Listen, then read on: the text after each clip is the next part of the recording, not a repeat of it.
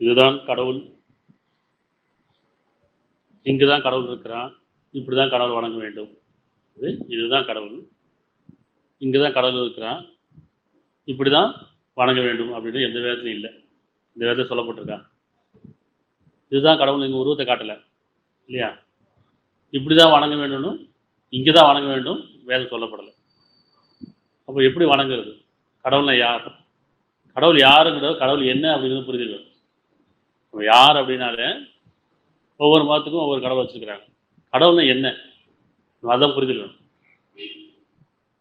அப்ப இதுதான் கடவுள் அப்படின்னு சொன்னா நம்முடைய புரிதல் என்ன? ஒவ்வொரு மதத்துக்கும் கடவுளை பற்றியான தவறான புரிதலும் தவறான போதனைகளும் அப்படித்தானே. கடவுள் ஒருத்தம் தான், எல்லாத்துக்கும் தெரியும், அதுதான் ஆள் மனசு சொல்லுது. ஆனா ஒவ்வொரு மதத்திலையும் ஒவ்வொரு விதமான புரிதல் கடவுளை பற்றியான. இப்ப தவறான புரிதலும் தவறான போதனைகளும் நம்ம கடவுளை அப்படிதான் வழிபட்டு இருக்கோம், வழிபாடு பண்ணிட்டு இருக்கோம். அப்ப கடவுள் யாரும் பார்த்தது கிடையாது, இதுவரை யாரும் பார்த்தது கிடையாது, பார்க்க முடியாது. 6:103 அத்தியாயம் 6:103. பார்வைகள் அவனை அடைய முடியாது, பார்வைகள் அவனை அடைய முடியாது, ஆனால் அவனோ பார்வையில் அடைகிறான். அவன் நுட்பமானவன், அறிந்தவன். அதாவது இறைவனை பார்க்க முடியாதுங்கிறது இறைவன் சொல்றான். வேதம் என்ன சொல்லுது? உங்களுடைய பார்வை அவன் அடையாதுங்கிற. இறைவனை பார்க்க முடியாது, யாரும் பார்த்ததும் கிடையாது. இப்போ பார்வையில் அடைய முடியாதுன்னு அர்த்தம், எத்தனை கோடி கண்கள் சேர்ந்தாலும் அந்த இறைவனை பார்க்க முடியாது. ஆனா இறைவன் நம்மளை பார்த்துட்டு இருக்கிறான். அது பார்வையில் அவன் அடைய முடியாது, ஆனா அவனும் பார்வை அடைகின்றான். நம்முடைய ஒவ்வொரு பார்வை அடைகிறான், அகப்பார்வையும் அடைகிறான், புறப்பார்வை அடைகிறான். அப்ப பார்க்காத ஒரு கடவுளுக்கு கற்பனை உருவம் கொடுத்து யூகங்களை வணங்கிட்டு இருக்கோம் இல்லையா? பார்க்காத கடவுளை கற்பனைகளுக்கு வடிவம் கொடுத்து உருவம் கொடுத்து யூகங்களில் வணங்கிட்டு இருக்கு. ஒவ்வொரு மதமும் அப்படித்தான். கடவுளே இல்லையா சொல்லக்கூடியவங்க இருக்காங்க, ஒரு கடவுள் தான் அவனுக்கு உருவம் கிடையாது சொல்லக்கூடியவங்க இருக்கிறாங்க, இன்னும் 2 கடவுள் 3 கடவுள், இன்னும் பல கடவுள். இப்படி எல்லாமே கற்பனை யூகம் தான். கடவுள் இருக்கான இருக்கான், யாரும் பார்த்ததே கிடையாது இல்லையா? இப்போ கடவுள் அருவமானவன், உருவமற்றவன், உணர்வானவன், உள்ளட்சத்துக்குரியவன். இப்போ கடவுளை பற்றியான ஞானம் நம்மகிட்ட இல்லாதனால நம்ம கடவுளை வழிபாடு பண்ணிட்டு இருக்கோம், வழிபடுறது இல்லை. வழிபாட்டுக்கும் வழிபடுறதுக்கும் வித்தியாசம் இருக்கு இல்லையா? நம்ம நினைக்கிறோம் இறைவனை வழிபடுறது வேற, வாழ்க்கை வேற நினைச்சிருக்கோம். வாழ்க்கை தான் இறைவனை வழிபடுறதா இருக்கணும். கடவுள் எங்க இருக்கான் அப்படின்னு சொன்னா மசூதியில இருக்கான், கோவிலில் இருக்கான், சர்ச்சில் இருக்கான்னு சொல்றாங்க. வழிபாடு தலங்களில் கடவுள் இருக்கான். உள்ளத்துல இருக்கானா இல்லையா? எல்லாரும் தெரியும், உள்ளத்துல தான் இருக்கான்னு தெரியும். நம்ம எங்க கோயிலுக்கு போனாலும், மசூதிக்கு போனாலும், சர்ச்சுக்கு போனாலும் கண்ணை மூடி தான் பிரார்த்தனை பண்றோம். இப்போ நான் கண்ணை மூடி பிரார்த்தனை பண்ணி உள்ளத்துல போய் அந்த உள்ளம் அமைதி பறிச்சதுக்கு அப்புறம் தான் நம்ம கண்ணை திறக்கிறோம். அப்ப எங்க இருக்கான்? இப்ப வழிபாடு தளத்துல இருக்கானா, உள்ளத்துல இருக்கானா? உள்ளம் தானே. உள்ளம் சொல்லுவாங்க, உள்ளம் கோவில் உடலே ஆலயம் சொல்லுவாங்க. அப்படின்னு அர்த்தம் உள்ளதுதான் இறைவனுடைய கருவுலம், அவனுடைய கற்பகாரம் அதில் தான் இருக்கு. உடல் எதுக்குன்னு சொன்னா வழிபடுறது, எண்ணங்கள்ல செயல்படுறதுக்கு தான் இறைவனை வழிபடுறது. அப்போ உள்ளத்துல எப்படி இறைவனை வழிபடுறது, உணர்வா எப்படி வழிபடுறது இல்லையா? முதல்ல கடவுள் யாருன்னு கேட்கறத விட கடவுள்னா என்னன்னு கேட்கப்படும். பிள்ளைங்க கேட்கறாங்கன்னு வச்சுங்களேன், நம்மளுடைய பிள்ளைங்க நம்மகிட்ட கடவுள்னா யாருப்பா அப்படின்னா ஒவ்வொரு மாதிரியும் அவங்க கடவுள் சொல்லுவாங்க. முஸ்லீமாக தான் சொல்லுவாங்க கடவுள்னா அல்லாப்பா, இந்துவாக இருந்தால் பல கடவுள் பேரை சொல்லுவாங்க, பல கடவுள் பேர். கிறிஸ்டினாக இருந்தால் கர்த்தர் தான் கடவுள்னு சொல்லுவாங்க. இப்படி ஒவ்வொருத்தரும் அவங்க மதத்தில் கடவுளை உருவாக்கி வச்சுருக்காங்க இல்லையா? கடவுள்னா என்ன அப்படின்னு எங்கேயா செஞ்சுருக்கோமா? சிந்திக்கணும். கடவுள்னா என்னன்னு சிந்திக்கணும். கடவுள் சொன்னால் இந்த அகிலங்களை படைத்தவன், வானங்கள் முதல் பூமி வரைக்கும் படைத்த மகாசக்தி. வானத்தை படைத்தது யாரு அப்படின்னா அது கடவுள். பூமியை படைத்தது யாரு? கடவுள். சூரியனை படைத்தது யாரு? கடவுள். சந்திரனை படைத்தது யாரு? கடவுள். மேகங்களை படைத்தது யாரு? இயற்கையை படைத்தது யாரு? இப்படி ஒவ்வொன்றும் படைப்பின் படைப்பாளன். கடவுள் யாரு? படைப்பாளன். அவனுக்கு மதம் கிடையாது, உருவம் கிடையாது. இதை நம்ம புரிஞ்சுக்கிட்டோம்னு சொன்னால் நம்ம பிள்ளைங்களுக்கு சொல்லிக் கொடுக்கலாம். நம்ம கடவுளை பற்றிய ஞானம் இல்லாதனால நாம் கற்பனையும் யூகங்களையும் வழிபட்டு இருக்கோம், வழிபாடு பண்ணிட்டு இருக்கோம் இல்லையா? ஒரு துளி தான் படைக்கப்பட்டிருக்கு, ஒரு ஆன்மா கொண்டு படைக்கப்பட்டிருக்கு. பல பிரிவில் ஏன் இருக்கும் அப்படின்னு சொன்னால் கடவுளை பற்றியான ஞானம் இல்லை. கடவுளுக்கு உருவம் கொடுத்து அவனுக்கு மத சாயலை பூசி மனிதர்களை பிரித்து இல்லையா சடங்கு பண்ணிட்டு இருக்கோம். அப்போ பாவம் புண்ணியம் அப்படின்னு எதுக்கு நம்ம நம்புகிறோம்? ஒரு பாவம் புண்ணியம் அப்படின்னு நம்புறோம். கடவுள் நம்பிக்கை எதுக்கு தெரிஞ்சுவேன்? பாவம் புண்ணியம் நம்புறது தான். அதாவது இறந்ததுக்கப்புறம் ஒரு வாழ்க்கை இருக்குது, அங்கே நன்மைக்கான கூலி கொடுக்கப்படும், தீமைக்கான கூலி கொடுக்கப்படும் இல்லையா? அப்போ அந்த பாவத்துக்கு புண்ணியத்துக்கு மதம் இருக்கானா? மதம் கிடையாது. புண்ணியம் எந்த மதம், பாவம் எந்த மதம்னு சொல்ல முடியுமா? சொல்ல முடியாது. அது ஒரு உணர்வு இல்லையா? அப்போ இந்த உணர்வுல தான் உணவு உணர்ச்சி இருக்குது. உணர்வு உணர்ச்சி ரெண்டு இருக்குது. உணர்வு புண்ணியமாக இருக்குது, உணர்ச்சி பாவமாக இருக்குது இல்லையா? அது இது எந்த மதத்தை சொல்ல முடியும்? உணர்வு எந்த மதத்தை போய் சேர்க்க முடியும்? உணர்ச்சி எந்த மதத்தை சேர்க்க முடியும்? இது மனசுலேருந்து வரதானே. அப்போ நாம் இறைவனை உணராத வரைக்கும் நாம் இப்படி சடங்குலையும் சம்பிரதாயத்தை இருக்க வேண்டியதான். நம்மளை எப்படி வழிபாடு தலங்களை கொண்டு போய் நம்ம கடவுள் அங்கே தான் இருக்கிறான். கடவுள்னா எங்கே இருக்கிறான்? யாரும் பார்த்ததே கிடையாது. அப்போ கடவுள் இதுதான் கடவுள் நம்ம உருவம் கொடுத்துட்டாங்க. இங்கே தான் கடவுள் இருக்கான்னு சொல்லி நமக்கு கோவிலையும் ஆலயத்தையும் சர்ச்சையும் மசூதியும் காமிச்சிட்டாரு. இப்படி தான் கடவுள் இருப்பான், இங்கே தான் கடவுள் இருப்பான், இப்படி தான் வணங்கணும் அப்படின்னு சொல்லி நமக்கு சடங்கையும் ஏற்படுத்தி கொடுத்துட்டாங்க. கடவுள் எப்படி வணங்கணும், எப்படி தொழுவணும், எப்படி தொழுகெல்லாம் என்ன முதல்ல என்ன? உருவத்தால் தொழுவணுமா, உள்ளத்தால் தொழுவணுமா, இறைவனை எப்படி வழிபடணுமா, வழிபாடு பண்ணணுமா? இப்போ சிந்திக்க கொஞ்சம் அப்படியே முன்னோர்களும் மூதையாதர்கள் எதாவது சொன்னாங்களோ அப்படியே பின்பற்றிட்டு போகாமல் நமக்குள்ள ஒரு சிந்தனை இருக்கு இல்லையா, சரி தப்பு அப்படின்னு. அப்போ நம்ம என்ன செய்யணும்? கொஞ்சமாக சிந்திக்கணும். கடவுள்னா யார், கடவுள்னா யாருன்றதை விட கடவுள்னா என்ன. என்னை படைச்சது கடவுள் அப்படின்னா, இந்த அகிலங்களை படைச்சது கடவுள் அப்படின்னா இது மகாசக்தி, யாரும் பார்த்தது கிடையாது. அப்போ உணர முடியும். கடவுளுக்கும் நமக்குள்ள தொடர்பே உள்ளம்தான். இந்த உள்ளத்துல தான் இறைவனுடைய அருள்வாக்கு இருக்குது. அங்கே தான் நன்மை தீமை அறிவிக்கப்படுது. அதுதான் மனசாட்சி. நியாயம் அநியாயத்தை சொல்லி கொடுக்குதா இல்லையா? இப்போ நான் எதை வழிபடணும்? வழிபாடு பண்ணணும், வழிபடணுமா? உள்ளத்தை வழிபடணும் இல்லையா? அப்போ கடவுள் எங்கே இருக்கிறான் அப்படின்னா, கடவுள் அகிலங்களில் இருக்கிறான் இல்லையா? என்ன சொல்லுவாங்க? தூணில் இருப்பான், துருவிப்பான் சொல்லுவாங்க இல்லையா? எங்கும் இறைவன் இருக்கான், எல்லாம் பறந்து இருக்கிறான் அப்படின்னாங்க, பரமாத்மா அப்படிங்கிறாங்க. இப்போ எல்லா இடமும் கடவுள் இருக்கும்போது ஏன் ஒரு குறிப்பிட்ட இடத்துல போய் நான் இங்கே தான் வழிபட போகிறோம்? கடவுள் எல்லா இடமும் இருக்கிறான், நமக்கு தெரியுது, உள்ளத்தில் இருக்கிறான், உணர்வாக இருக்கிறான், இன்னும் அகிலங்களில் இருக்கிறான் அப்படின்னு சொல்லும்போது ஒரு குறிப்பிட்ட இடத்துல இங்கே தான் கடவுள் இருக்கிறான் அப்படின்னு சொன்னால் அங்கே தான் கடவுளை வணங்குறோமா? நமக்கு ஒரு பஸ்ஸில் போயிட்டு இருக்கோம், இல்லை ஒரு பிரயாணத்தில் இருக்கிறோம், அல்லது வேலை செஞ்சுட்டு இருக்கிறோம், ஏதோ ஒரு நேரம் ஒரு தலைவலி வந்துடுது, வயிற்று வலி வந்துடுது, என்ன செய்வோம்? நான் கடவுளை வழிபடணும், பிரார்த்தனை பண்ணணும். எங்கே போனேன்? இப்போ எங்கே கோயில் இருக்கோ தேடி போகணும், எங்கே மசூதி இருக்கோ தேடி போகணும், இல்லை சர்ச் இருக்கோ தேடி போகணும். அங்கே போய் தான் வணங்கணும், அங்கே தான் பிரார்த்தனை பண்ணணும். நம்ம அப்படி பண்ணுறோமா? இல்லையே. அப்போவே அந்த இடத்துலையே எங்கே நமக்கு கஷ்டம் வருதோ, கவலை வருதோ, பயம் வருதோ, அப்போவே அங்கேயே கண்ணமூடி பிரார்த்தனை பண்ணுறோமா இல்லையா? அப்போ நம்ம ஏன் உணர மாட்டேங்கிறோம்? எனக்கு கஷ்டம் வரும்போது, கவலை வரும்போது உடனே கண்ணை மூடி இறைவனை பிரார்த்தனை பண்ணுறோமே. அப்போ இங்கே தானே இருக்கிறான். சுகமானதுக்கப்புறம் நான் எங்கே தேடி போகிறேன்? இல்லையா? தேடி போகிறோமா இல்லையா? ராத்திரி யாருமே இல்லை, இல்லை கடவுள் எல்லாமே மூடி இருக்குது, இருட்டாக இருக்குது, எங்கேயும் போக முடியாது. அந்த இடத்துல ஒரு வயிற்று வலி வருது, தலைவலி வருது, பிள்ளைக்கு உடம்பு சரியில்லை, என்ன செய்வோம்? கடவுளே கடவுளே கடவுளை கூப்பிட்றோமா இல்லையா? அவங்கவுங்களுக்கு ஒரு நம்பிக்கை, பிரார்த்தனை பண்ணுறோம், இறைவன் சுகத்தை கொடுத்துறோம், தூங்கிடுறோம். ஆனால் காலைல இருந்துச்சு என்ன செய்கிறோம்? தேடி போகிறோமா இல்லையா? ஹாஸ்பிட்டல் தேடி போகிறோமா இல்லையா? அதுக்கப்புறம் நான் கோயிலில் வேண்டிக்கிட்டு அங்கே போய் தேடி போகிறோமா இல்லையா? வேண்டுதல்லாம் எங்கே இருக்குது? மனசில் இருக்குது, பிரார்த்தனை மனசில் இருக்குது. ஆனால் நம்ம என்ன செய்யறோம்? சடங்கு பண்ணுறதுக்கு போகிறோம், வழிபாடு தலங்களுக்கு போகிறோம், சடங்கு பண்ணுறதுக்கு போகிறோம், சம்பிரதாயம் பண்ணுறதுக்கு போகிறோம். அப்போ கடவுள் நம்மோடு நம்ம வழி நடத்திட்டு இருக்கும்போது நான் கடவுளை தேடி தேடி போகிறேன்னு எங்கே போகிறோம்? நம்மளை அப்படி ஆக்கி வச்சுட்டாங்க.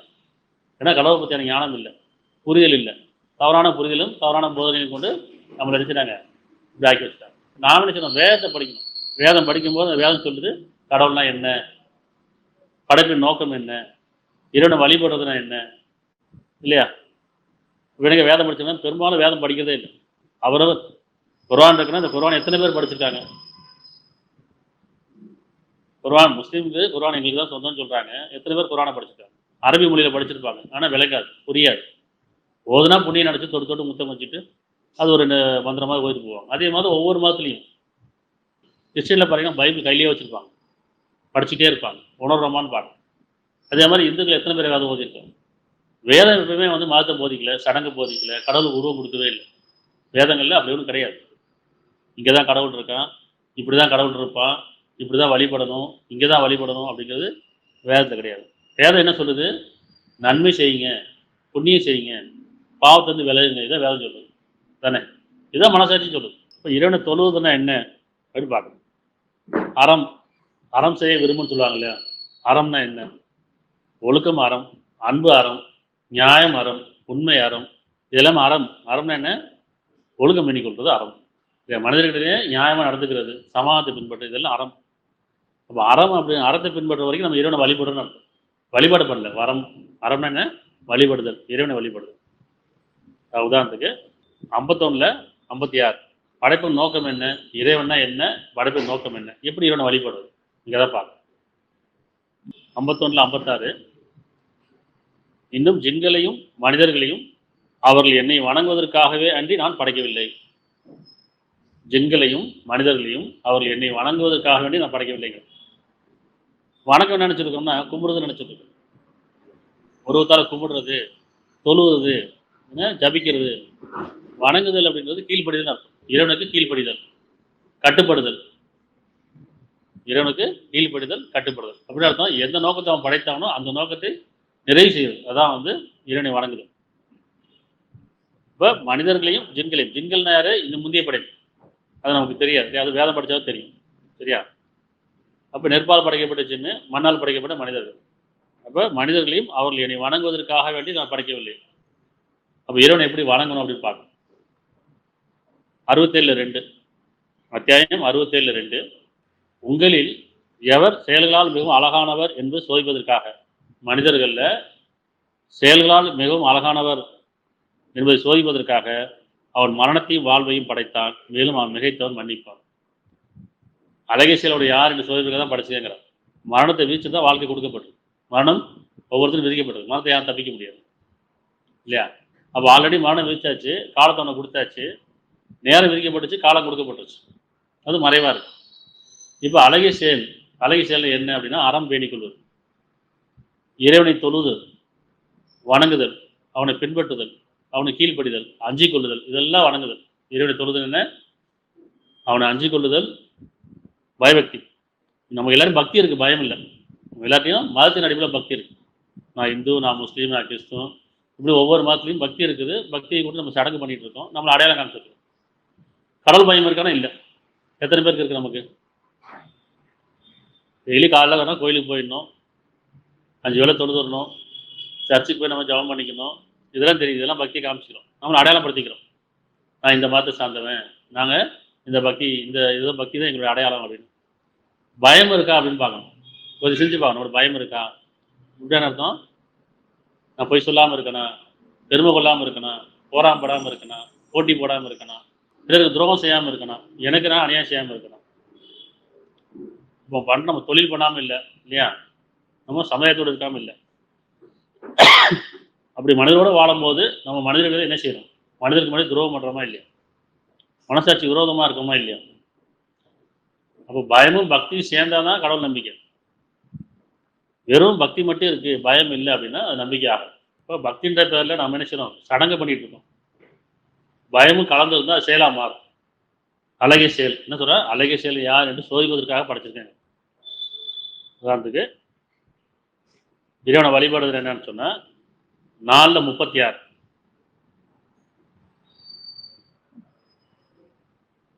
நீங்க வணக்கம் சொல்லலாம், தொழுதுன்னு சொல்லலாம், ஜபிக்கன்னு சொல்லலாம், இறைவனை வழிபாடுன்னு சொல்லலாம். எப்படி?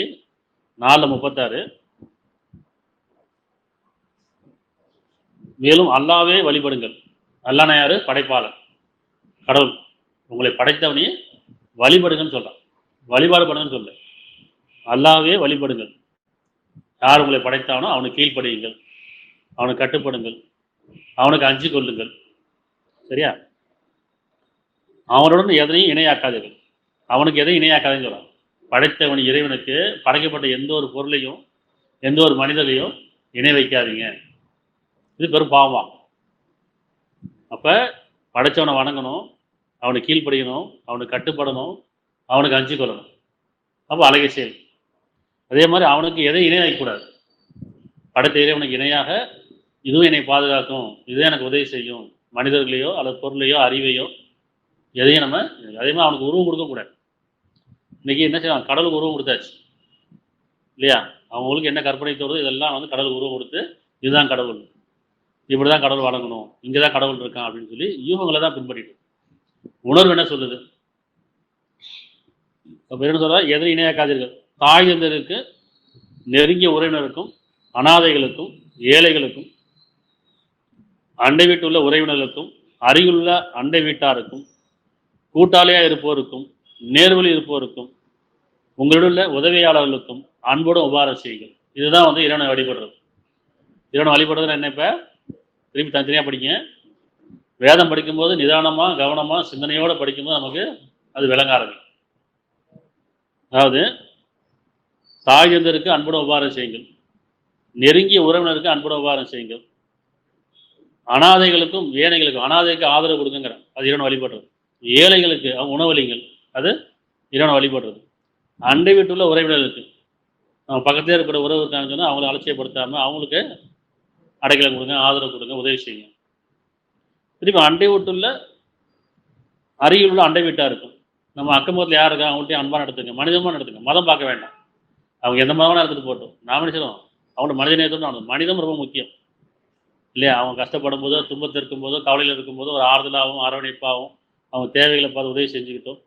அவனோட சண்டை சச்சரவு போடாது. நீ பெரும்பாலும் அக்கம் பக்கத்தில் பெரும் சண்டையாக இருக்கும் இல்லையா? பிரச்சனை இல்லாமல் இல்லை. பக்கத்து வீட்டு பிரச்சனை, எழுத்து வீட்டு பிரச்சனை, மேல் வீட்டு பிரச்சனை, கீழே பிரச்சனை இருந்துகிட்டே இருக்குது. இறைவனை வழிபடுறதா வழிபடுறது கிடையாது. இறைவனை எப்படி வழிபட சொன்னால் அன்போடு உபகாரம் செய்யுங்க, அன்போடு நடத்துக்குங்க. இன்னும் உங்களோட கூட்டாளி இருப்பவர்கள், நட்பாகட்டும் கூட்டாளியாக இருப்பவராகட்டும், அவங்களையும் அன்போடும் உபகாரம் செய்யுங்க. இது இறைவனை வழிபடுறது.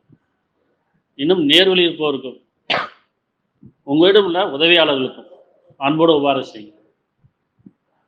இந்த அன்பு பேணிக்கொள்வது அறம் பேணிக்கொள்வது. இந்த அறத்தை பேணிக்கொள்வது தொழுகை, இறைவனை வழிபடுறது, கீழ்படிவது, கட்டுப்படுவது இல்லையா?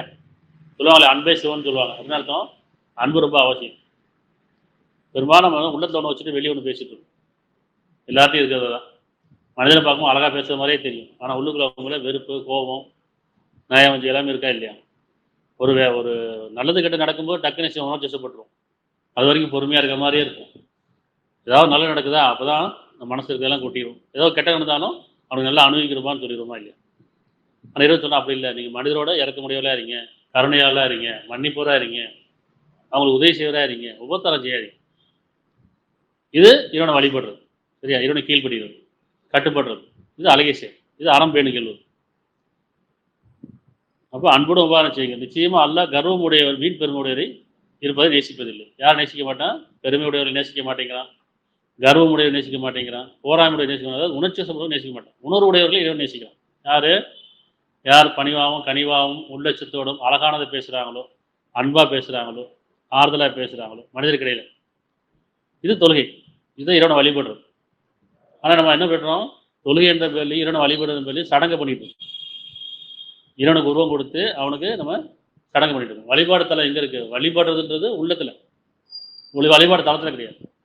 இந்த உள்ளம் தான் இறைவனுடைய வழிபாடு தலம் இல்லையா? உள்ளங்கிறது இறைவனுடைய இருப்பிடம். இந்த உலக வாழ்க்கைங்கிறது நமக்கு ஒரு களம், சோதனை களம். சொல்கிறான் இல்லையா? உங்களே அழகை சொல்லியான்னு சோதிப்புக்காங்கிறான்.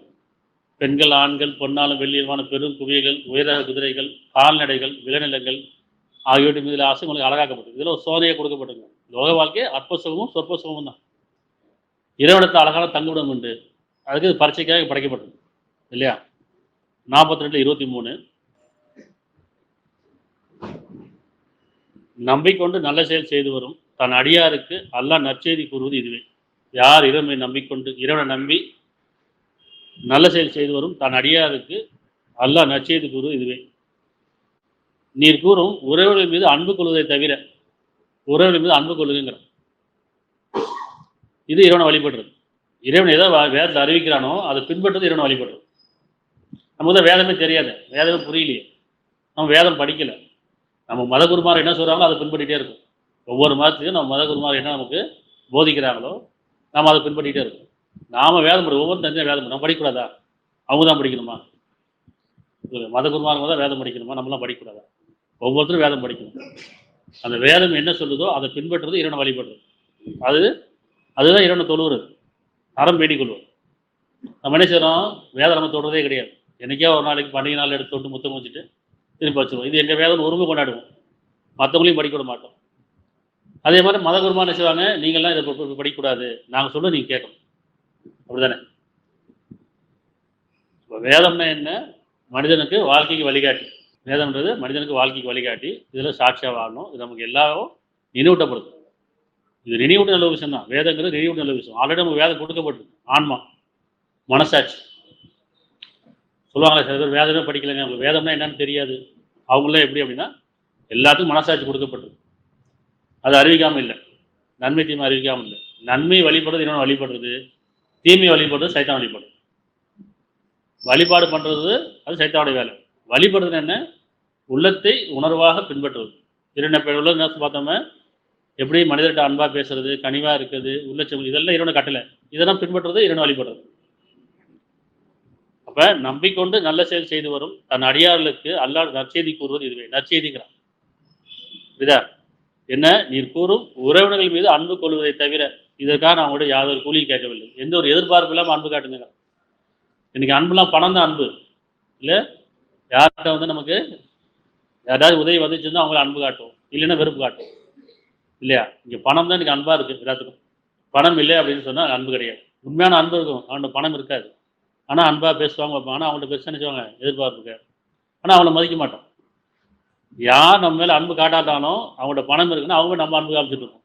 எல்லாம் போலியான அன்பு, பொருள் அடிப்படையில், எதிர்பார்ப்பு அடிப்படையில். இதை சொல்கிறேன் அப்படி இல்லை. உணர்வு உண்மை கொண்டு அது அன்பாக இருக்கு. அப்போ என்ன சொன்னா, யாரோட கூலியும் உங்களுக்கு கேட்கவில்லை. அன்று எவர் ஒருவர் நன்மை செய்கிறாரோ அவருக்கு நாம் அதிலிருந்து பின்னும் நன்மை அதிகமாக்குவோம். நன்மை செய்யணும் என்ன? அழகை செயல். அழகை செயல் என்ன? இறைவனை கீழ்ப்படிந்து உணர்வை பின்பற்றி மனிதர்களிடம் சமாதத்தை பின்பற்றுறது. இதுதான் இறைவனை வழிபடுறது. இதுதான் தொழுகை, இதுதான் ஜபம், இதுதான் கும்பிடுதல், எல்லாமே இதுதான். நிச்சயமா அல்லாஹ் மன்னிப்பவனாகவும் நன்றி ஏற்பவனாகவும் இருக்கின்றார். இப்ப வேதம் அறிஞ்சிட்டோம்ல, இப்பதான் பின்பற்றணும். இப்ப சொல்ல இது வரைக்கும் நீ செஞ்ச பாவத்தை நான் மன்னிச்சிடுறேன். இப்ப நீங்க இந்த வேதத்தை பின்பற்றணும். வேதத்தை பின்பற்றதான் இறைவனை வழிபடுறது, உள்ளத்தை பின்பற்றது இறைவனை வழிபடுறது, உணர்வை பின்பற்றது இறைவனை வழிபடுறது. நம்ம என்ன செய்யணும்? வழிபடுறதே இல்லை, இறைவனை வழிபடுறதே கிடையாது, வேதத்தை வழிபடுறது கிடையாது. ஆனா வழிபாடு பண்ணிட்டு இருக்கோம். கோவில்லையும் மசூதிலையும் சர்ச்சிலையும் போயிட்டு வழிபாடு பண்ணிட்டு இருக்கோம்.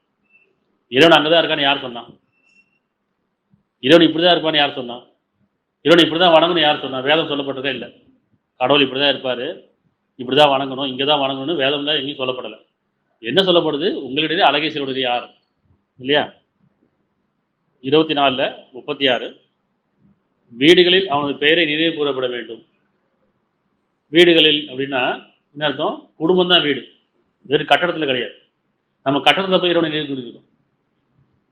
வீடுகளில் இறைவனை நினைவு கூறப்பட வேண்டும் சொன்னா வீடுனா குடும்பம்னு அர்த்தம். கணவன் மனைவி பிள்ளைகள் பெற்றோர்கள் தாய் தந்தையர்கள் எல்லாமே இதுதான் குடும்பம். குடும்பம் தான் வீடுன்னு சொல்றான் இறைவன். நம்ம அப்படி சிந்திக்கிறது இல்லை. படிச்சுட்டு அப்படியே வீடுகளில் அப்படின்னா கட்டடங்களை நினச்சிக்கிட்டு மசூதியிலையும் சர்ச்சிலையும் கோயிலையும் போயிட்டு இறைவன் நினைவு கொடுத்துட்டு இருக்கோம். அங்கே போய் தியானிச்சுட்டு இருக்கின்ற பேரில் சடங்கு பண்ணிட்டு இறைவன் சார் உங்களுக்கு குடும்பம் கொடுக்கப்பட்டிருக்கப்பா, அதில் உங்களில் அழகை சொல்வது யார்?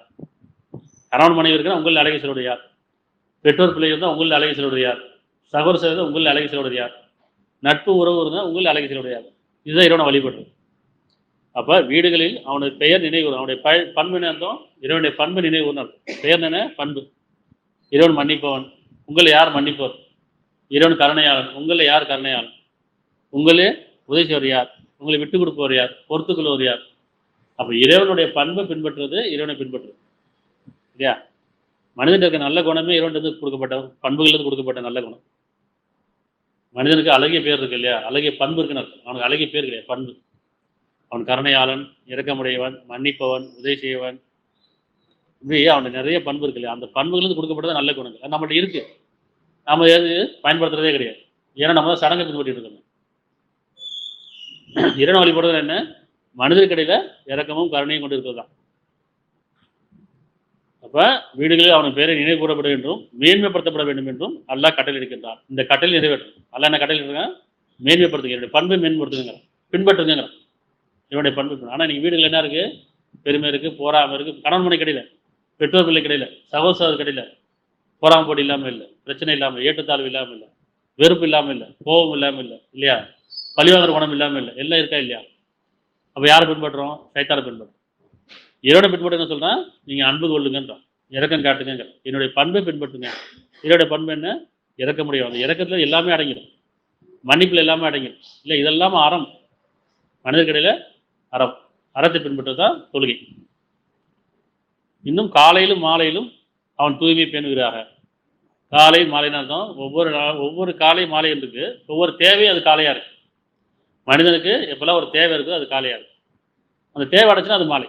எப்படி வந்து காலைல பறவைகள் கால்நடைகள்லாம் தேவையை தேடி போயிரு, நம்மளும் எப்படி செய்யணும், வியாபாரம் தொழில் போயிடும். ராத்திரியான வந்துடுறோமா இல்லையா? அப்போ இந்த இறையை தேடி கிடச்சதுக்கப்புறம் இவர் வந்துடும். அப்போ தேவை அது பகலாக இருக்குது, மாலை வந்து தேவை அடைஞ்சதாக இருக்குது. அப்போ நமக்கு ஒவ்வொரு தேவையின் போதும் வச்சுக்கோங்களேன், ஒரு கஷ்டம் வரும்போதும் கவலை வரும்போதும் நம்முடைய காலையாக இருக்குது. இந்த கஷ்டம் கவலை நீங்கன்னா அது மாலையாக இருக்குது. பசி அது வந்து காலையாக இருக்குது, சாப்பிட்டோம்னா பசி தீர்ந்துச்சுன்னா அது மாலையாக இருக்குது. அப்போ ஒவ்வொரு தேவையும் அது காலை, தேவை அடைஞ்சு அது மாலை. அப்படி சொன்னால் நீங்கள் தேவையின் போது அல்லாஹ் நினைவு கூறுங்க, அவருடைய பண்பு நினைவு கூறுங்க. தேவை அடைஞ்சவன் நன்றி செலுத்துங்கிறான். தேவையின் போது இரவு நினைவு கூறுங்க, தேவை அடைஞ்சிருக்கும் அவனை நன்றி செலுத்துங்க. சரியா?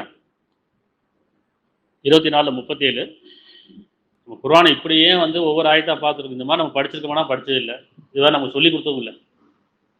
ஆலிம் சொல்லக்கூடியவங்க, அசரத்து சொல்லக்கூடியவங்க, ஒவ்வொரு மத குருமார்களும் அவங்க வேதத்தை நீங்கள் இப்படி தான் படிக்கணும்ப்பா, இப்படி தான் கடவுள் நமக்கு சொல்லி கொடுத்துருக்கான், இதுதான் நம்ம வழிபடணும்னு சொல்லி வேதத்தை வழிபடணும்னு சொல்லி கொடுத்தது இல்லை. அவங்க எதை சடங்கு சொல்லியதோ அதை வழிபட சொல்லிட்டு இருக்காங்க இல்லையா? இவனை தெளிவாக இருக்கு பாருங்க. மனிதர்களை அல்லாஹ்வை தியானிப்பதை விட்டும், இறைவனின் கட்டளைக்கு அடிபணிதலை விட்டும், தூய்மையானவற்றை கொடுப்பதை விட்டும் அவருடைய வாணிபமோ கொடுக்கல் வாங்கலோ பாரமாக மாட்டா.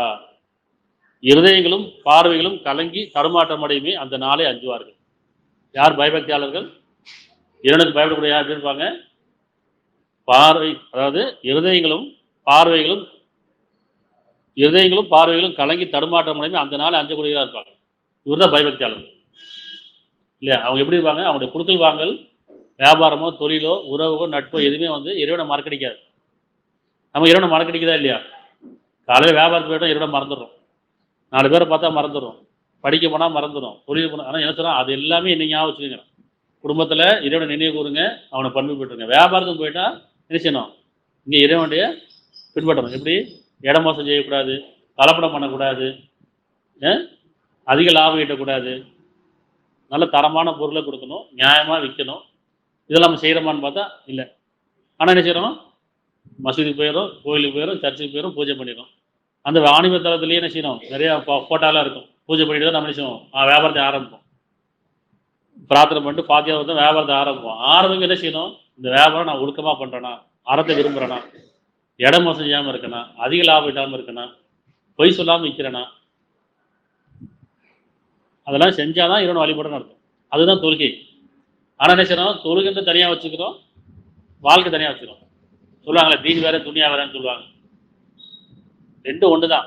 இப்படி வாழ்க்கை தான் தொழுகையாக இருக்கும், இறைவனை வழிபடக்கூடியதாக இருக்கும். வாழ்க்கை வேற, இறைவனை வழிபடுறது வேற கிடையாது. அப்போ நம்ம வாழ்க்கை எப்படி இருக்குன்னு சொன்னால், இறைவனை பின்பற்றி அழகேஸ்வரா இருந்தோம்னு சொன்னால் நம்ம பயபக்தியாளன்னு அர்த்தம். பக்தி மட்டும் இருக்கு, பயம் இல்லைன்னு சொன்னால் அது கடல் நம்பிக்கை ஆகாது. சரியா? அதனால் மனிதர்களை அல்லாஹ்வை தியானிப்பதை விட்டும், இறை கட்டளைக்கு அவர்கள் அடிபணிவதை விட்டும், தூய்மைக்கானவற்றை கொடுப்பதை விட்டும் அவருடைய வாணிபமோ கொடுக்கல் வாங்கலோ பாரமாக மாட்டா. இருதயங்களும் பார்வைகளும் கலங்கி தடுமாற்றம் அடையுமே அந்த நாளை அஞ்சியவராக இருப்பார்கள். இவர் தான் பயபக்தியாளர், இவர் தான் உள்ளட்சமுடையவர் இல்லையா? அப்போ ஒவ்வொரு காலகட்டங்களையும் ஏன் வந்து தூதர் அனுப்புகிறான் இறைவன்? வந்து வேதத்தை மெய்ப்பிக்கிறதுக்காக. நீங்கள் மனசாட்சியை மறந்து வாழ்றீங்க, மறுத்து வாழல, பெரும்பாலும் மறந்து வாழ்றோம் அல்ல மறுத்து வாழ்றோம். அப்போ இருந்துச்சுன்னா அது நினைவூட்டுறதுக்காக திருப்பி வேதத்தையும் திருப்பி தூதரை அமைச்சிட்டே இருக்கிறான், தெளிவுபடுத்துறதுக்காக. அப்படி ஒரு சமுதாயத்துக்கு அத்தியாயம் 11:84 மத்திய வாசிகள் ஒரு சமுதாயத்துக்கு ஜுபைன்ற ஒரு தூதர் வராங்க. இன்னும் அத்தியாயம் 11:84 இன்னும் மத்தியில் உள்ளவர்களுக்கு அவருடைய சகோதராகிய ஜுபை அனுப்பி வைத்தோம், அவர்லேருந்து ஒரு தூதரை இருக்குங்கிறான். அந்த மக்கள்லேருந்து அவர்லேருந்து ஒரு தூதரை தேர்ந்தெடுக்கிறாங்க. என்ன சொல்றாரு அவரு? அவர் சமூகத்தார்களே, அதாவது என் மக்களே, அல்லாஹ்வுக்கு நீங்கள் உண்மையாளராக ஆகுங்கள். சொன்னா படைத்தவனுக்கு நீங்கள் உண்மையாளராக ஆகுங்கள், அவனை தவிர உங்களுக்கு வேறு இறைவன் இல்லை. இன்னும் அளவிலும் நிறைவிலும் நீங்கள் குறை செய்து விடாதீர்கள். இப்படி இடம் மோசம் செய்யாதீங்கிறாங்க. அளவிலும் நிலுவையிலும் நீங்கள் குறை செய்தாதீர்கள். நீங்கள் நல்ல நிலையில் இருப்பதை நிச்சயமாக நான் காண்கிறேன். யார் இடம் மோசம் செய்ய மாட்டாங்களோ, அளவு மோசம் செய்ய மாட்டாங்களோ, அவங்க நல்ல நிலையில் இருக்க காண்கிறேங்கிறார். ஆனால் நிச்சயமாக உங்களை சூழ்ந்து கொள்ளக்கூடிய வேதனை ஒரு நாள் உங்களை வந்து அடையும். யார் இடம் மோசம் செய்கிறாங்களோ, அளவு மோசம் செய்கிறாங்களோ அவங்க. நம்ம என்ன வியாபாரம் மட்டும் இடம் மோசம் செய்ய மனிதர் இடம் போடுறோமா இல்லையா? ஏற்றத்தாழ்வு. பொருள் அடிப்பில் இருந்தால் அவங்களுக்கு வந்து ஒரு மதிப்பு கொடுக்குறோம், பொருள் இல்லைன்னா அவங்களுக்கு ஒரு மதிப்பு கொடுக்குறோம் இல்லையா? நம்மளுக்கு மரியாதை கொடுக்கணும்னு நினைக்கிறோம், அவங்க நம்மளை வந்து அன்பாக பேசணும்னு நினைக்கிறோம், மரியாதை பேசணும்னு நினைக்கிறோம். ஆனால் மற்றவங்க மரியாதை கொடுக்கமா கொடுக்குறது. ஏன்னா அவங்க எங்கிட்ட வேலை செய்கிறாங்க, அல்லது நம்மளோட பொருள் கம்மியாக இருக்கிறாங்க, நம்மளோட படிப்பில் கம்மியாக இருக்கிறாங்க, நம்மளோட ஒரு தரம் கம்மியாக இருக்குங்கிற இடம் போடுறோமா இல்லையா? நாம் என்ன செய்கிறோம்? எனக்கு அவங்க மரியாதை கொடுக்கணும், அவங்க நம்ம கண்ணியமாக இருக்கணும், நம்மக்கிட்ட அவங்க சொல்கிற வேலைகளை செய்யணும், சொல்லுமா இல்லையா? இது இடமா செஞ்சது தான். என்கிட்ட ஒருத்தவங்க பொய் சொல்லக்கூடாதுன்னு நினைக்கிறோம், நாம் பொய் சொல்லாமல் இல்லையே. நம்மகிட்ட கோவப்படக்கூடாது, நம்ம கோவப்படாமல் இல்லையே இல்லையா? அப்போ நாம் என்ன விரும்பணும், மற்றவங்களும் அதே விரும்பணும். அதுதான் இடம் சரியாக இருக்குன்னு அர்த்தம். இது ஒன்று இருக்குது. அப்புறம் வியாபாரத்திலையும் தொழிலையும் சரி, மனிதர்களிடையில இடம் மோசம் செய்யக்கூடாது, அளவு மோசம் செய்யக்கூடாது.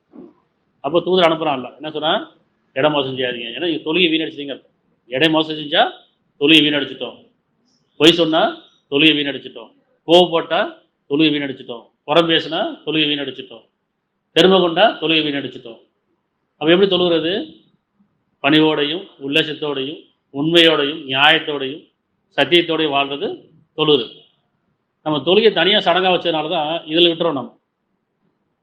ஆமா இல்லையா? அத்தியாயம் 83 1 அளவு மோசம் செய்வர்களுக்கு கேடுதான், அளவு மோசம் செய்வர்களுக்கு கேடுதாங்க. அப்படின்னு அர்த்தம், நீங்க தொழுகை வீணடிச்சிட்டீங்க, அளவு மோசம் செஞ்சீங்க, தொழுகை வீணடிச்சிட்டீங்க. அப்படிதானே? அவர்கள் மனிதரிடமிருந்து அளந்து வாங்கும் போது நிறைவாக அளந்து வாங்குகிறார்கள். யாரு? அளவு மோசம் செய்கிறவங்க மனிதரிடமிருந்து அளந்து வாங்கும் போது நிறைவாக அளந்து வாங்குகிறார்கள். ஆனால் அவர்கள் அளந்தோ நிறுத்தோ கொடுக்கும் போது குறைத்து விடுகிறார்கள். இப்போ இயல்பாக நடக்குது தானே. இப்போ பொம்பளைக்கு பார்த்தீங்கன்னா, நம்ம லேடிஸ் மார்க்கெட் போவாங்க, சந்தைக்கு போவாங்க, இல்லை காய்கறி வீட்டுக்கு வரும், என்ன செய்வோம்? பேரம் பேசுவோம். அவன் சொன்ன இடம் நல்லா குறைச்சி கேட்டு வாங்குவோம். ஆனால் இடம் போடும்போது இன்னும் 2 கத்திரிக்காய் போடு, இன்னும் 2 மீன் போடு கேட்குறமா இல்லையா? அது அளவு மோசம் செய்கிறது தானே. நம்ம கொடுக்கும்போது காசை குறைச்சி தான் பேரம் பேசி அவங்களுக்கு லாபத்தை குறைச்சி அடிச்சு பிடிச்சி வாங்குறோம். ஆனால் அதே இடம் போது செஞ்சிடும், இன்னும் கொஞ்சம் இடம் போட்டு இன்னும் கொஞ்சம் போடுறோமா இல்லையா? அப்படி வாங்கலாமா? தப்பு தானே. ஒன்று பேரம் பேசாமல் வாங்கிடணும், அவங்களுக்கும் லாபம் அதிகமாக கிடைக்கும், நம்மளும் அதே சரியாக இடம் போட்டு வாங்கிக்கலாம். நம்ம இடம் வாங்கும்போது என்ன செய்யணும்? ஜாஸ்தியாகனு கேட்குறோம், கையில் காசு கொடுக்கும்போது கம்மியாக கொடுக்கும். இது ஒரு உதாரணம். இந்த மாதிரி நிறைய நம்ம வாழ்க்கையில் நடக்குது. மற்றவங்க நம்ம வந்து நிறைய கேட்குறோம், விரும்புகிறோம், ஆனால் நாமும் மற்றவங்க செய்கிறது ரொம்ப குறைவாக செய்கிறோம் அப்படின்னு சொன்னால், அவர் மனிதரிடமிருந்து அளந்து வாங்கும்போது நிறைவாக அளந்து வாங்குறாரு, ஆனால் அவர்கள் அளந்து நிறுத்தோ கொடுக்கும்போது குறைத்து விடுகிறார்கள். இப்போ தொழுகை வீணடிச்சிட்டாங்க. தொழுகை இப்போ எங்கே இருக்கு? இது தொழுகை தான், இதுதான் வழிபடுறது, இதுதான் இறைவனை ஜபிக்கிறது, கும்பிடுறது. 17:35. ஏன்னா எல்லாமே இன்னைக்கு வியாபாரம் தொழில் பண்ணக்கூடியதாக இருக்கும். இந்த வியாபாரத்தில் தான் நமக்கு தொழுகை இடம், இறைவனை வழிபடக்கூடிய இடம், குடும்பம், நட்பு, உறவு எல்லாத்தையும் நம்ம தொழுகை பேச முடியும். எல்லாமே இறைவனை வழிபட்டாகும். சரியா? அத்தியாயம் 17:35. மேலும் நீங்கள் அளந்தால் அளவை பூர்த்தியாக அளவுங்கள், இன்னும் நியாயத்தை கொண்டே அளவிடுங்கள், இதுவே நன்மை செய்வதற்கான முடிவில் அழகான ஆகும். பாவம் சம்பாதிக்கும் புண்ணிய சம்பாதிக்கும். புரியுதா? அப்போ உங்களுக்கு புண்ணியம் எங்க இருக்கு? இப்போ பூர்த்தியாக அளந்து கொடுக்குது, நியாயத்தை கொண்டே அளவிடுங்கன்னு சொல்றான். இது புண்ணியம் சம்பாதிக்கிறது. நமக்கே தெரியும்ல, காலையில் காலையிலேருந்து ஆரம்பிக்கிறோமா இல்லையா? பால்காரம் தானே, என்னப்பா தண்ணி கலந்தான்னு கேட்குறோம். இப்போ காலைல பாலில் தண்ணி கலக்கிறது, எடை வந்து கீழே வந்து கல் வைக்கிறது, இன்றைக்கெல்லாம் திராசு எவ்வளோ வந்து எந்த திராசு வந்தாலும் அதுலேயும் மோசடி செய்கிறாங்க. இப்படி ஒவ்வொன்றும் நம்ம காலத்தில் ராத்திரி வரைக்கும் நம்ம செய்யக்கூடிய ஒவ்வொரு செயலையும், வாழ்க்கையில் நடக்கிற அன்றாட நடக்கலையும் நம்ம இடம் மோசம் செய்கிறதும், பொய் சொல்கிறதும், நம்மளும் சரி, நம்மகிட்ட இருந்து வாங்குறதும் சரி, நம்ம கொடுக்குறதும் சரி, இது எல்லாமே தொழுகை வீணடிச்சிட்டோம். ஆனால் என்ன செய்யணும்? வெறும் கற்பனையில் போய் கடவுளை கும்பிட்டு இருக்கிறோம், யூகத்தில் போய் கடவுளை வணங்கிட்டு இருக்கிறோம். எப்படி அது சாத்தியமா? பாவம் புண்ணு எங்கே இருக்குது? உள்ளத்தில் இருக்குது, உணர்வாக இருக்குது, செயலில் இருக்குது. நம்ம இதெல்லாம் கவனிக்கிறது இல்லை. ஆனால் டெய்லி நான் கோயிலுக்கு போயிட்டேன், டெய்லி நான் தொழுவு போயிட்டேன், நான் சர்ச்சுக்கு போயிட்டேன், இல்லைன்னா புண்ணிய ஸ்தலத்துக்கு போயிட்டேன். புண்ணிய ஸ்தலம் எங்கே இருக்குது? எது புண்ணிய ஸ்தலம்? உள்ளம் தானே. அங்கே தானே பாவம். எங்கே பாவம் புண்ணியம் இருக்குது அதுதான் புண்ணிய ஸ்தலம், அல்ல அதுதான் வந்து வழிபடுறதா இருக்குது. இப்போ பாவம் புண்ணியமும் இங்கே இருக்கும்போது, இந்த இடத்துக்கு போனால் புண்ணியம் கிடைச்சிடும், இந்த இடத்துக்கு போனால் பாவம் கழிஞ்சிடும் அப்படின்றது நம்ம சொல்லி வச்சுருக்காங்க, சடங்காக சொல்லி வச்சுருக்காங்க. ஏன்னா அவங்களுக்கு நம்முடைய மத போதவர்கள்லாம் வந்து கடவுளை பற்றியான புரிதலும் இல்லை, வேதத்தை பற்றியான ஞானமும் இல்லை. அதனால் நம்ம நினைச்சிட்டாங்க, சடங்குலேயே ஆக்கி வச்சுட்டாங்க. நாமளும் அவங்களை பின்பற்றி போயிட்டே இருக்கோம். ஒவ்வொருத்தரும் வேதத்தை கையில் எடுக்கணும், ஒவ்வொருத்தரும் வேதம் படிக்கணும். இப்படி தனித்தனியாக ஆயத்தை எடுத்து, எந்த வேதமாக இருக்கட்டும், பைபிள் ஆகட்டும், குர்ஆன் ஆகட்டும், மற்ற வேதங்களாகட்டும், எல்லாமே அவங்க குர்ஆனை படிக்கணும், வேதத்தை படிக்கணும். படித்தா மட்டும்தான் நமக்கு இறைவன் யாருன்னு புரியும். இல்லைன்னா நம்ம இவங்களை பின்பற்றி சடங்குலேயே போயிட்டு இருப்போம். சொல்லுவாங்க, நீங்கள் என் பின்னாடியே வாங்க, நாங்கள் ஒவ்வொருத்தரும் உங்களை 40 பேரை வந்து சொர்க்கத்துக்கு கூட்டி போயிடுவோம். ஒவ்வொரு மதகுருமான்னு சொல்லுவாங்க, நீ எங்களை பின்பற்றுங்க, நாங்கள் சொர்க்கம் கூட்டி போயிடுவோம். இறந்தா நான் உங்களுக்கு பிரார்த்தனை பண்ணுறோம், சொர்க்கம் அடைகிற மாதிரி நாங்கள் சிபாரிசு செய்கிறோன்னு சொல்லுவாங்க. அது நடக்குமா? அது நடக்கிற காரியமா? அது சொல்லுங்கள். 13:2 இறைவன் யார் அப்படி போல புரிஞ்சுக்கணும். இறைவன் யார்ன்றது, இறைவன் என்ன, மகாசக்தி, இது எப்படிப்பட்டவர், இல்லையே படைப்பாளன்னு எப்படிப்பட்டவர். 13:2 அல்லாஹ் எத்தவன் என்றால், அதாவது கடவுள் எத்தவன் என்றால், அல்லது படைப்பாளன் எத்தவன் என்றால், அவன் வானங்களை தூணின்றியே உயர்த்தினான். வானங்களை தூணின்றி உயர்த்தினேன்னு சொல்றான். எவ்வளோ பெரிய வானத்தை நம்ம பார்க்குறோம். எங்கேயாவது விரிசல் விட்டுருக்கா? எங்கேயாவது தூண் இருக்குதா? ஒரு சின்ன ஒரு குடிசை வீடு கட்டாலும் சரி, ஒரு பில்டிங் கட்டாலும் சரி, 4 பில்லரை போடுறோம், 4 குச்சி கட்டுறோம். அதில் ஒன்று ஆட்டம் கொடுத்தாலும் என்ன செய்யணும், பேஸ்மெண்ட் போகணும். கொஞ்சம் ஆடிடுச்சுன்னா மேலே கூரை விழுந்துடும். பயப்படுறோமா இல்லையா? ஒரு வீடுக்குள்ளே போகிறோம் நினச்சுவாங்க, இந்த பில்லர் கொஞ்சம் ஆடிட்டு இருக்குன்னா உடனே வெளியே வந்துடும். இந்த தூண் கொஞ்சம் ஆடிட்டு இருக்குன்னா உடனே வெளியே வந்துடுமா இல்லை? எங்கே விழுந்துருமோ ஒரு பயம் இருக்குது. நம்ம எந்த தைரியத்தை வாழ்ந்துட்டு இருக்கோம். எவ்வளோ பெரிய வானம் இந்த உலகத்தில், இவ்வளோ பெரிய வானம் தூண் இல்லாமல் இருக்குல்ல. எனக்கா சிரிச்சிருக்கம்மா, தூணே இல்லையே, எப்படி அந்தரத்தில் இருக்குது, விழுந்தா என்ன ஆகும்? சிரிச்சிருக்கமா என்னைக்காச்சும்? அப்போ என்னன்னு சொல்கிறான், தூணின்றியே உயர்த்தினான், நீங்கள் அவற்றை பார்க்கிறீர்கள், பின்னர் அவற்றின் ஆட்சி அதிகாரத்தின் மீது அமைந்தான். இன்னும் அவனே சூரியனையும் சந்திரனையும் தன் அதிகாரத்துக்குள் வைத்திருக்கின்றான். அனைத்தும் குறிப்பிட்ட காலத்தின் திட்டத்தின்படியே நடக்கின்றன. அவனே காரியத்தை நிர்வகிக்கின்றான். நீங்கள் உங்கள் இறைவனை சந்திப்பதை உறுதி கொள்ளும் பொருட்டு அவன் தன் ஆதாரங்களை விளக்குகிறான். இறைவன் தான் யாரும் அறிவிக்கிறான். இப்படியாவது நம்ம சொல்லிக் கொடுத்தாங்களா? மதகுருமாரை சொல்லிக் கொடுத்தாங்களா? எந்த மதத்திலேயாச்சும்? வேதம் சொல்லிக் கொடுக்குது. இறைவன் யார் அப்படின்னா, இந்த வானங்களை படைத்தவன், தூணின்றி உயர்த்தியவன், பூமியை படைத்தவன், அது ஆடாதற்கு முன்னாலுமே மலையை நிர்ணயவன், கடலை படைத்தவன் இல்லையா, இன்னும் காற்றை, மேகங்களை கொண்டு காற்றையும் மலையும் நீரை கொண்டு கொண்டுக்கிறவன். இப்படி நம்ம இயற்கைகளை இந்த வேதத்துலேருந்து நம்ம புரிஞ்சிக்கலாமா இல்லை? அப்போ இறைவன் எப்படி உணரணும்? ஒவ்வொரு படைப்பையும் இயற்கை உணரும் போது இறைவன் அறிய முடியும். இயற்கை உணராதவரைக்கும் இறைவன் அறிய முடியாது. இதுதான் இறைவன், இங்கேதான் இறைவனை வழிபடணும், இப்படிதான் வழிபடணுங்கிறதா சடங்கு. இறைவன் யாருன்னா அப்படின்னா இயற்கை உணரணும். இயற்கை உணராத வரைக்கும் இறைவன் அறிய முடியாது. இதுதானே?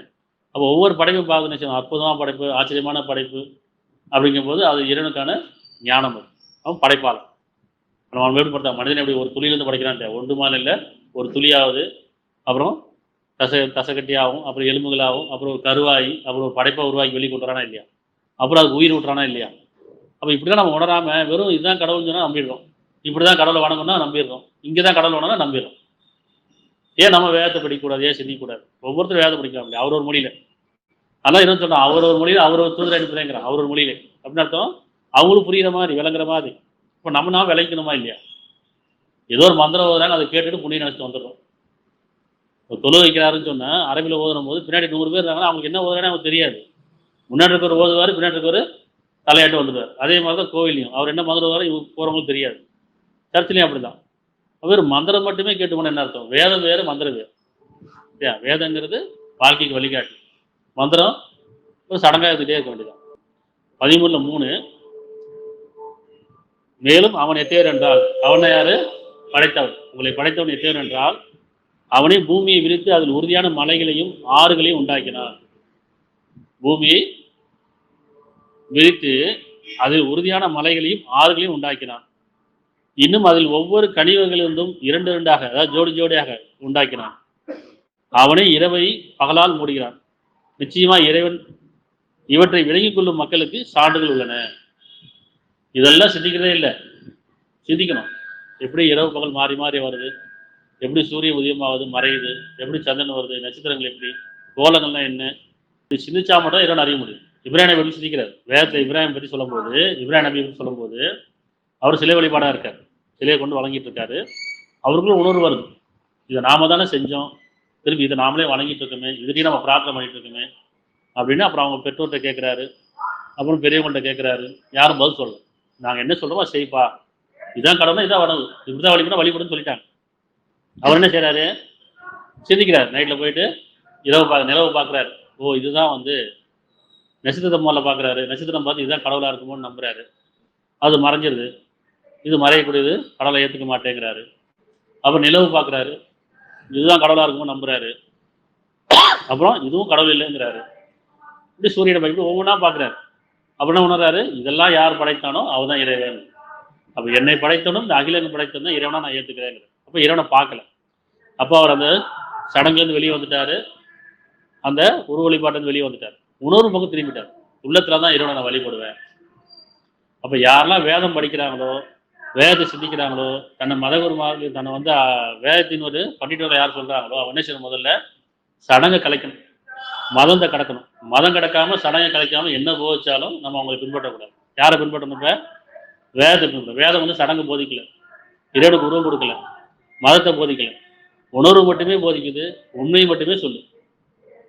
இதை வழிபடுறதுதான் தொழுகை, இதுதான் ஜபம், இதுதான் வந்து கும்பிடுதல், வணங்குது. சரியா?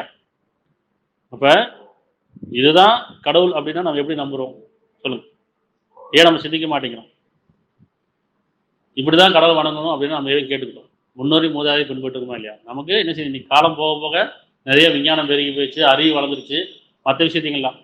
ஆனால் கடவுள் விஷயத்தை மட்டும் யாருமே என்ன செய்யணும், சிந்திக்க மாட்டேங்க. அன்னைக்கு என்ன சொன்னாங்களோ அப்படியே நம்பிட்டு போயிட்டே இருக்கும். அன்னைக்கு என்ன வழி காமிச்சாலும் அதை பின்பற்றி போயிட்டே இருக்கும். நீங்க பூமியில் உள்ளவர்களை பெரும்பாலும் பின்பற்றினாலும் அவங்க அல்லாவின் பாதையிட்டு வழிகெடுத்து விடுவாருன்னு சொல்றேன். பெரும்பாலும் அநேகர்களாகவும் இவங்களும் கற்பனை தான் பின்பற்றிட்டு இருக்காங்க. அதனால மனிதர்கள் மனிதராக வாழ்றதுக்கு அறம் பேணணும். அறம்னா தொழுகை. அறம்னா என்ன? இப்ப பணிவை மேற்கொள்றது, உள்ளட்சத்தை மேற்கொள்றது, இடமோசம் செய்யாம இருக்குது, பெருமை கொள்ளாம இருக்குது, பொய் சொல்லாம இருக்குது, மனிதர்களிடையில துரோகம் பண்ணாம இருக்குது, மனசாட்சியை கொண்டு வாழ்றது, இறைவனை வழிபடுறது, அது அறம். சரிங்களா? அதனால உங்களில் அழகிய செயலோட யார் என்று சோதனைக்காக இறைவன் படைச்சிருக்கேங்க. உங்களில் அழகிய செயல், அழகிய செயல் தான் தொழுகை. நம்ம தொழுகை பின்பற்றோம்னா இல்லை, பெரும்பாலும் தொழுகை வீணடிச்சுட்டே இருக்கும். ஏன்னா நமக்குள்ள பெருமை, போறாம, போட்டி, நயவச்சுக்கும், பொருளாசை, உலக ஆசை இல்லையா? இதில் இருக்கா இல்லையா? அப்ப யார் வந்து இறைவனுக்கு பயந்து இந்த பொருளாசையும் உலக ஆசையும் விட்டுட்டு மறுமையை நம்பிக்கொண்டு இறந்ததுக்கப்புறம் ஒரு வாழ்க்கை இருக்குது, அந்த வாழ்க்கைக்கு நான் தயாராகணும் அப்படின்னு யார் உள்ளத்தோட வாழ்றாங்களோ அவர் தான் தொழுகை பின்பற்றக்கூடியவர். தொழுகைங்கிறது அவங்களா சொல்லிக்கிறது தான். இறைவனை தொழுதல் என்ன? பின்பற்றுதல் அர்த்தம். இறைவனை பின்பற்றுதல். வணங்குதல்னா கீழ்ப்படிதல் அர்த்தம். மனிதர்களையும் ஜின்களையும் மனிதர்களையும் என்னை வணங்குவதற்காக படைக்கவில்லை. வணக்கம்னா என்ன நினைக்கிறோம்? கும்பிடுதல் நினைச்சுக்கிட்டு உருவத்தால் வணங்கிட்டு இருக்கும். இந்த உருவம் மண்ணோட மண்ணா போயிடும், உள்ள மட்டும் தான் இறைவன் இருக்கும். அப்படிதானே? எந்த உருவத்தை வச்சு நம்ம வணங்கினோமோ, வழிபட்டோமோ, வழிபாடு பண்ணமோ, இறந்தாலும் போச்சாலும் எரிச்சுதாங்க இல்லையா? இறந்துட்டா ஒன்று புதைப்பாங்க, இல்லை எரிப்பாங்க, அவ்வளோதான். அப்போ இரண்டு எது போவோம் அப்படின்னா இந்த ஆன்மா போகும், இந்த மனசாட்சி, இந்த உயிரும் ஆன்மா வந்துட்டு போகுமா இல்லையா? அப்போ அதுக்கு தானே கூலி கொடுப்பான். அப்போ இந்த உடலை வச்சு வணங்கிட்டோம், எப்படி நம்ம வணங்குறோம்? அப்போ உள்ளத்தால வணங்குறது தான் உண்மை. அப்போ உள்ளத்தால வணங்கணும். குடும்பம், வியாபாரம், தொழில், நட்பு, உறவு எல்லாம் மனிதரோட, சக மனிதரோட நம்ம எப்படி வழிபடுறோம்? மனிதரை வழிபடக்கூடாது, ஆனால் மனிதரிடத்துல நியாயமா இறைவனை வழிபட்டு அன்போடையும் பண்போடையும் பணியோடையும் உள்ளட்சத்தோடையும் பாகுபாடு இல்லாமல் ஏற்றத்தால் இல்லாமல் மனிதர்களிடையில கலக்கத்தை ஏற்படுத்தாமல், குழப்பத்தை ஏற்படுத்தாமல், பிரிவினை ஏற்படுத்தாமல் ஒற்றுமையினை கேட்டு பட்டி பிடிங்கன்னு சொல்றோம் இல்லையா? 2:213 2:213 மனிதர்கள் ஒரே சமூகத்தை இருந்தாங்க, படைக்கும் போது ஒரே சமூகத்தை இருந்தாங்க. இறைவன் மதத்தை படைக்கல, மனிதர்கள் தான் படைச்சான். மனிதர்கள் தான் பெருமையின் காரணம் போறாங்க, மதமாக பிரிஞ்சுட்டாங்க, குலம் கோத்திரம் ஜாதின்னு பிரிஞ்சு பிரிவினை ஏற்படுத்திட்டாங்க. அப்ப என்ன சொன்னா, மனிதர்கள் ஒரே சமூகத்தாக இருந்தாங்க, ஒரே சமூகம் படைக்கப்பட்டாங்க. அல்லாஹ் நற்செய்தி கூறுவராகவும் அச்சமுட்டி எச்சரிக்கை செய்வராகவே நபிமார்களை அனுப்பி வைத்தார். தூதர் எதுக்கு அனுப்புறான்? தூதர் எதுக்கு வராங்க அப்படின்னு சொன்னா, மனிதர்களிடையே குழப்பத்தை நீக்கிறதுக்காகவும் அவங்களுக்கு அச்சமுட்டி எச்சரிக்கை செய்வதற்காகவும் அப்படின்னு வராங்க. அப்ப நற்செய்தி கூறுவராகவும் அச்சமுட்டி எச்சரிக்கை செய்வராகவே நபிமாரை அனுப்பி வைத்தார். அத்துடன் மனிதனிடையே ஏற்படும் கருத்து வேறுபாடுகளை தீர்த்து வைப்பதற்காக அவனுடன் உண்மை கொண்டு வேதத்தை இறக்கி வைத்தானா இல்லையா? வேதம் இன்னைக்கு நம்ம வேதத்தை படிக்கிறோமா, சிந்திக்கிறோமானா சிந்திக்கிறது. வேதம் எதுக்காக வந்திருக்கு? உண்மையோட கூட இறைவனா யாரு, எதுக்காக படைக்கப்பட்டோம், இறைவன் வழிபடுறதுனா என்ன இல்லையா, பாவம்னா என்ன, புண்ணியம்னா என்ன அப்படிங்கிறத அந்த உண்மையை கொண்டு வேதத்தை இறக்கி வைத்தார். எனினும் வேதம் கொடுக்கப்பட்டவர்கள் தெளிவான ஆதாரம் அவரோட வந்த பின்னர் தமிழில் உள்ள போராமைக்கான மாறுபட்டார். இந்த போராமையும் பெருமை தான் மனிதர்களில் குழப்பத்தையும் ஏற்படுத்திட்டு, பிரிவினை ஏற்படுத்தி கொடுத்து போராம எங்க வீட்டிலேருந்தே இருக்கா இல்லையா, குடும்பத்திலேருந்தே இருக்கு, சகோதர சகோதரி கிட்ட இருக்கு, நட்புல இருக்கு, உறவுகள் இருக்கு. அப்ப பெருமையும் போராம யாருடைய குணம்? சைத்தானுடைய குணம். சைத்தான சொன்னா இந்த நெருப்பால படைச்சது பெருமை கொண்டான், மனிதனுக்கு ஞானம் கொடுக்கும்போது போராம கொண்டான். இந்த பெருமையும் போராமை நம்மகிட்டே இருக்கா இல்லையா?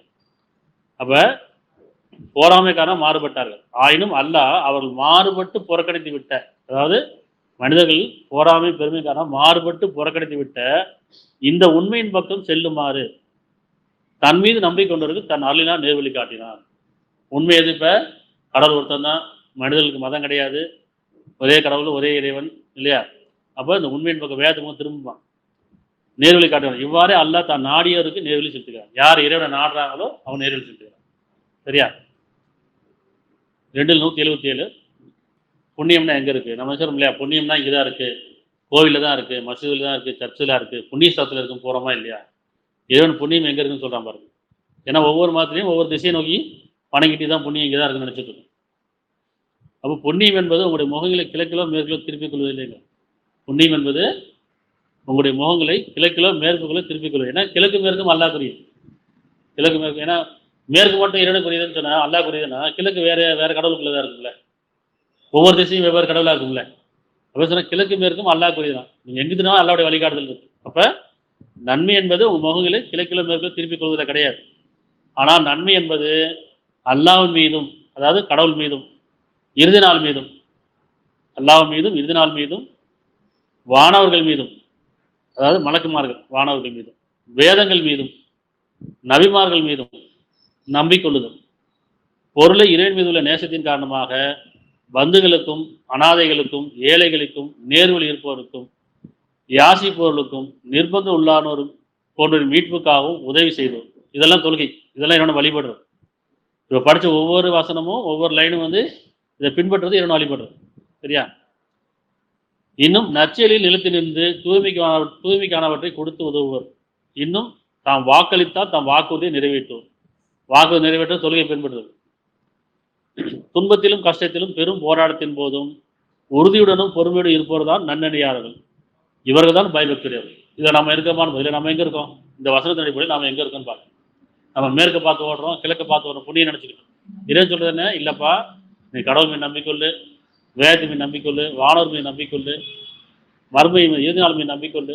இப்போ இந்த சொன்ன செயல்லாம் செய். இதுதான் புண்ணியம். இதுதான் இறைவனை தொழுகிறது. அப்படி தானே? கிழக்கு மேற்கு அல்லாஹ்க்குரியது தானே? எந்த திசையெல்லாம் இறைவன் இருக்கிறான்.